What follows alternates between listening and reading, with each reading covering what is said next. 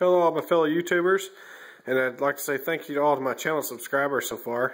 I'm going to throw out a little bit of a challenge. This machine that's right there, this red and black machine, it is gun related. The first one that can give me a comment on the model and maker of this machine will get a special shout out. You can send me whatever you want, your name of your channel, give a shout out to your dog or your goat, whoever it is. Just keep it PG-13 on the make, model of this machine. Comment to this video, and I'll give a special shout out to my next video. I might even make a special video for you if I get one before I plan on making another one. Okay, as you can see here on the bench, we have the Blackhawk Sportster holster again. We're going to kind of do part 2 of the last video I did, and we're going to go into a little more detail about this holster. I've kind of had a little more time on this holster, and we're going to talk a little bit about the retention system. First off, we're going to show that I want to emulate a working gun. Like, say if you were actually carrying this holster in a competition, shooting IDPA, or if this is the only price point of holster that you can afford, and hey, it's at Walmart right now for like 20 bucks. So you can't beat that. So we're going to show gun is chamber indicators down. I do have a loaded magazine, 180 grain Remington Golden Sabers. Chamber is empty. I can feel physically and visually, I'm checking right now. The chamber is empty. We're going to go slide down. Chamber indicator still flat, just because we are putting ammunition in. I'm going to keep double checking that. Loaded magazine to capacity in the gun to give working weight back into the holster. Alright, like I said in the first video, at this price point for this holster, if this is by no means is this the ultimate holster.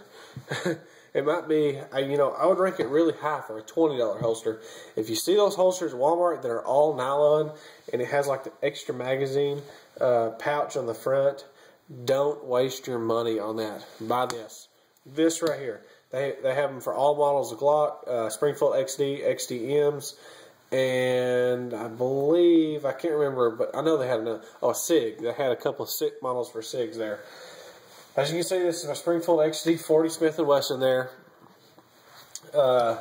Let's go into, like I said, this gun is would be loaded capacity. I guess we could have one more around the chamber, but we're not going to fiddle with that right now. Okay, this retention system is backed all the way out, and most of your retention is handled with this little set screw here. Let's just go for a little shake test. Let's see, if I was to give a good shake, gun comes right out, and that would be expected on, I would consider as a minimum retention is possible for this holster. Good shake, it's going to come out, and I think I'm actually squeezing the holster and holding it in a little more than it would be. Okay, in this setup, you're going to get a extremely, watch how short this draw stroke is. You clear the muzzle, and you can instantly come up and out and back in. You can get out fast and up. That's what this cutout here is for. It's for more of speed of unholstering and getting on target. You can really get out here quick, get that muzzle turned. Okay, now say if you just aren't comfortable. This thing, if you were to jog, I would say there'd be a little chance, or maybe a full out run, it would come out. Now, let's go to retention to maximum with this retention screw here. I'm going to crank this thing all the way down until I don't feel comfortable to go any tighter. It's going to be about it right there. And I'm going to tell you right now, this gun is going to be much tougher to get out. So hold it down, pull, lots of retention. Good positive click when it goes back in. Lots of pull, I'm talking lots. Probably several pounds to get that. There's no way under the gun's weight that thing is going to come out. Let me give it a good shaking. Get a good grip on it here. No possible way. And I'm not touching the gun at all. It's all on the holster, as you can see. And it's really nice. Let's see if we can get this. If you can pick up the sound, as you can see, as the gun starts going in, you can see it kind of slowly easing in. What's happening is it's engaging on the front of this trigger guard here. It's actually doing it from the back side, and it's slowly going to ease in and ease in.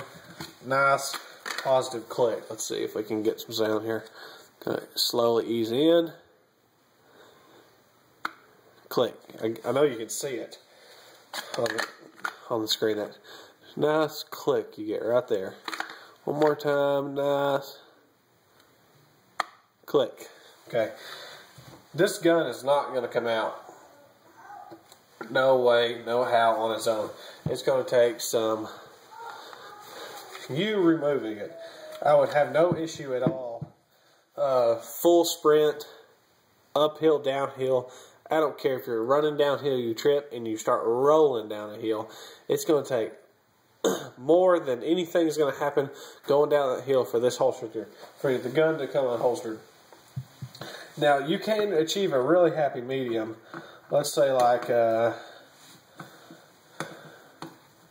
turns out, you're going to get a nice holster. You know,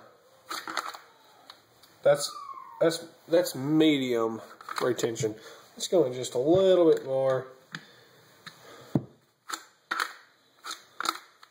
A little bit more. You know, and you can slowly adjust this retention. Like I said, I got to use this holster again. 2 days ago, I went out and shot a little bit, practiced some drawing from, I guess, from concealment, like say under a vest and stuff like that.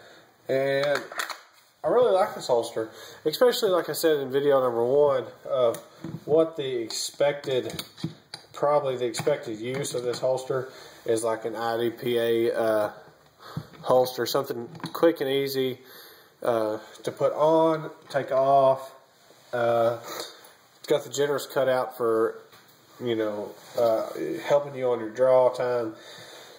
And like I said, you know, also, if you're looking into getting your concealed handgun license or starting to consider to carry a handgun, if you're allowed to open carry where you're at, if you haven't carried a handgun on you, you're going to be strapping about 3 pounds onto you, minimum. You know, for a pretty light firearm, you're going to put 3 pounds on you. In some cases, you're going to be looking at closer to 4 pounds, fully loaded. And this holster would be really nice for if you haven't got that license to carry yet, to wear around the house. Here in Texas, even without a concealed handgun license, you can carry on your own property, open, you know. And you know, there's certain steps in going. It took my fiance a long time to start wearing belts, and she said that she wanted to carry a firearm. I said, well, you got to start carrying a belt, you know, or wearing a belt. And then next was, as around the house, every time she got home, I would make her put on her put on a holster and carry a firearm just to do dishes. Outside the waistband, open carry, comfortable. Just get used to having that weight on your hip. And this holster would be ideal. It would give you an idea of, you can adjust your cant. It would give you an idea of what kind of cant you were looking for. And for $20, if you decide, you know what, carrying a gun just isn't for me, or maybe on your body, maybe decide going into a bag, which I bag carry sometimes, and this would at least get you used to the firearm weight, and that's a huge thing. I noticed when I first started carrying, fighting that weight is a big battle to get over with first, and then put this thing inside your pants and let it sweat against your body. You know, get you a nice leather holster inside the waistband. It's going to sweat, especially during the summer here in Texas. It's going to burn you up, and it's a big adjustment to get used to. Overall, considering it's a $20 holster, I would probably give this an 8 out of 10. I had a little issue with fit and finish, which is in the first video, which is very minor, and then just because it is a cheaper holster, I'm going to dock it another point. Like I said in the beginning of the video, a little bit of a challenge on what make and model that is. You get a special shout out. I appreciate everybody for watching. Let me know if you have any requests on videos in the future, and I appreciate everyone's support. Thank you.